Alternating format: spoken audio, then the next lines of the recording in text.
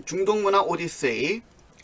이번 시간에는 중세 이슬람 세계의 지리학자 알 이드리스와 그가 제작한 세계 지도에 대해서 알아보도록 하겠습니다.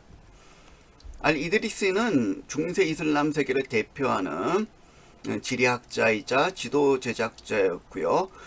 그는 1154년경에 지중해에 있는 섬 시칠리아에서 당시 기준으로 가장 정확한 세계 지도를 완성한 것으로 알려져 있습니다. 그가 제작한 세계 지도는 특히 우리나라의 지명인 신라가 정확하게 아랍어와 라틴어로 이게 명기되어 있다는 점에 있어서 매우 흥미를 끌고 있는데요.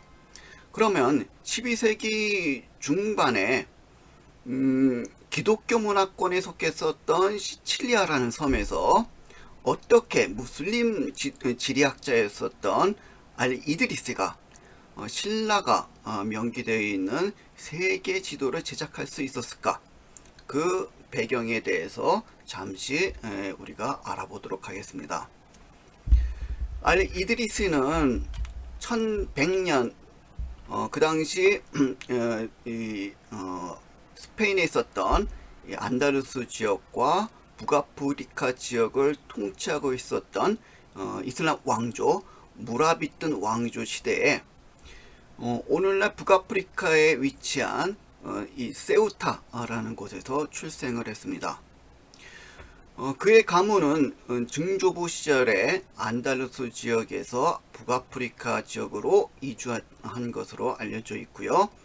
그는 어렸을 때부터 여행을 매우 좋아했고, 그래서 북아프리카 안달루스 지역을 두루 여행을 했고요. 또 16세 때는 오늘날 터키에 해당하는 아나톨리아 지역을 방문하기도 했습니다. 그 이후에도 그의 여행은 포르투갈, 피레네, 프랑스 대서양 해안 지역, 헝가리 등 유럽 지역으로 계속 이어지게 되었습니다.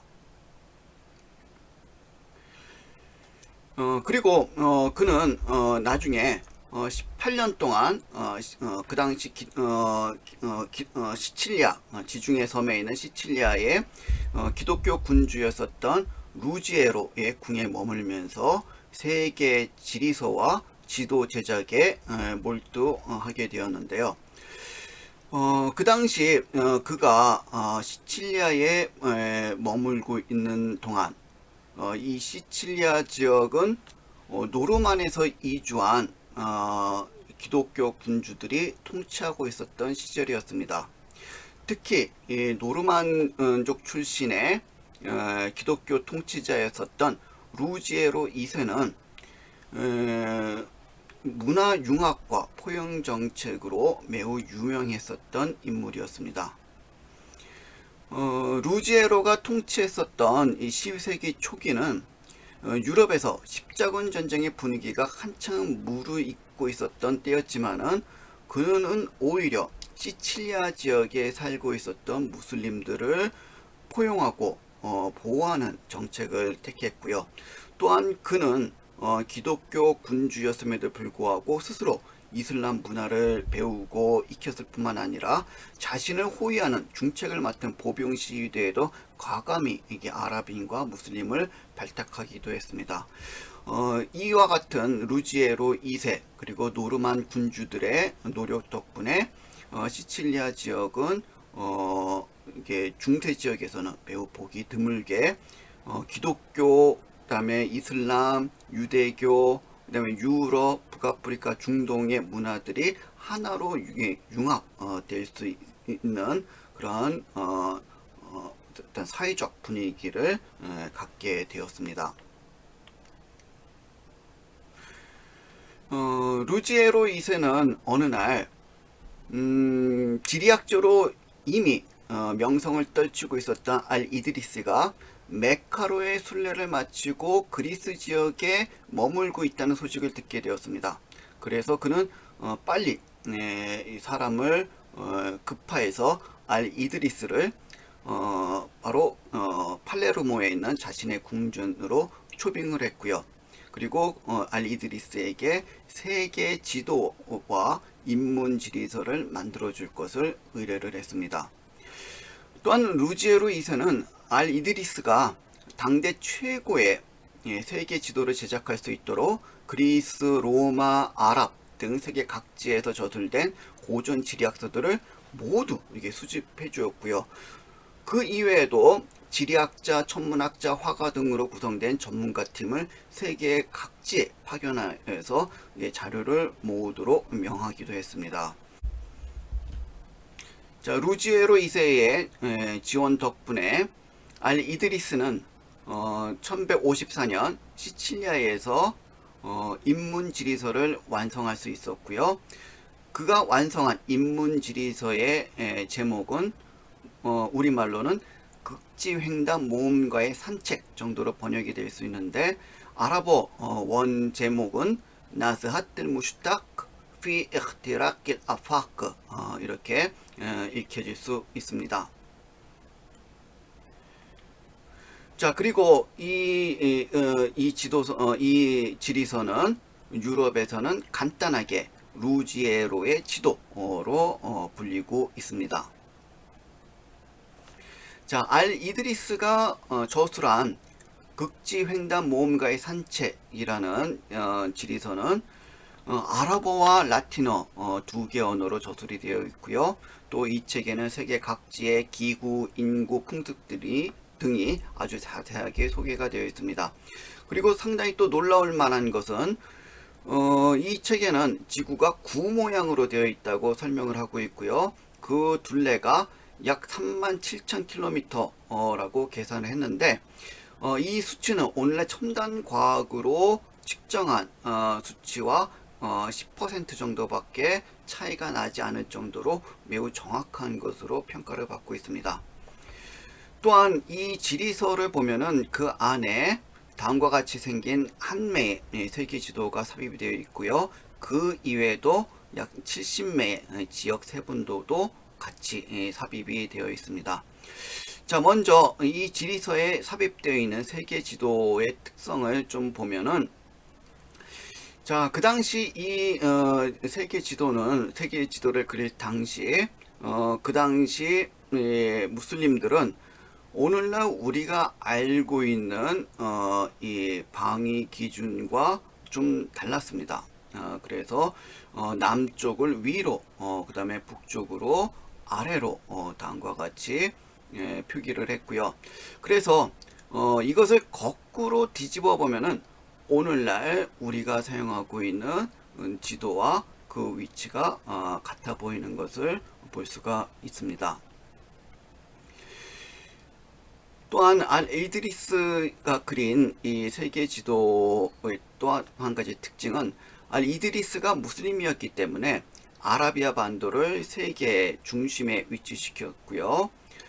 유럽과 아시아 대륙 같은 경우는 그 전체가 그려져서 오늘날 우리가 알고 있는 모습과 매우 유사하지만, 이 아프리카 지역 같은 경우는 북아프리카 지역만 과대하게 그려져 있어서 좀 많이 차이를 보이는 단점도 갖고 있습니다.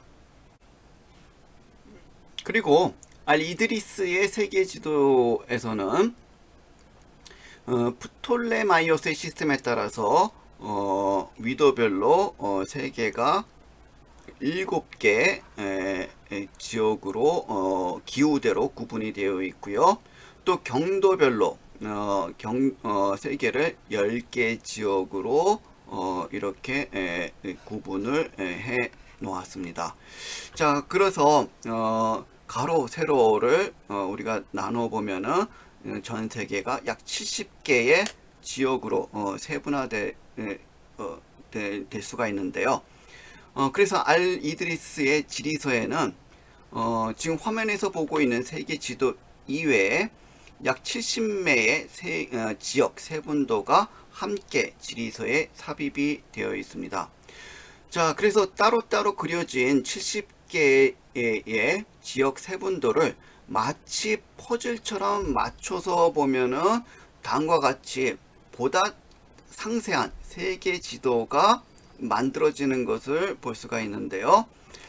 자, 이 지도에서 보면은 제1기후대, 그 다음에 제10지역이 해당되는 바로 요 지역이 바로 중국 동쪽에 있는 오늘날 한반도의 위치에 해당이 됩니다.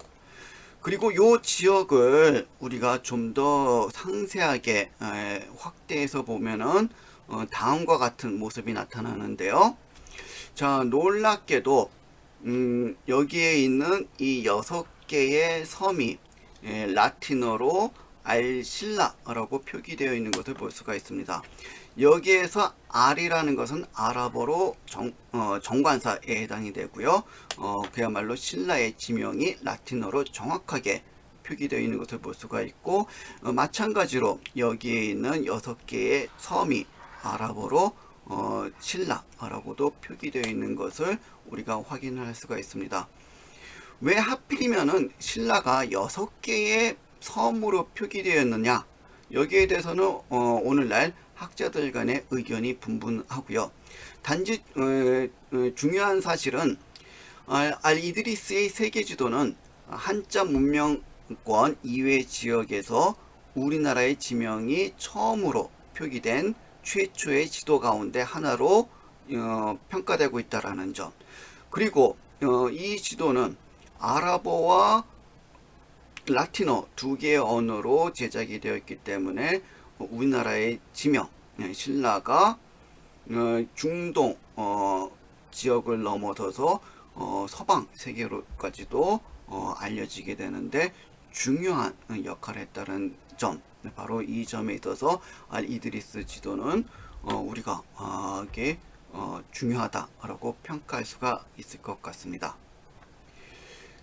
중동문화 오디세이, 오늘은 중세 이슬람 세계의 지리학자 알이드리스와 그가 제작한 세계 지도에 대해서 알아봤습니다.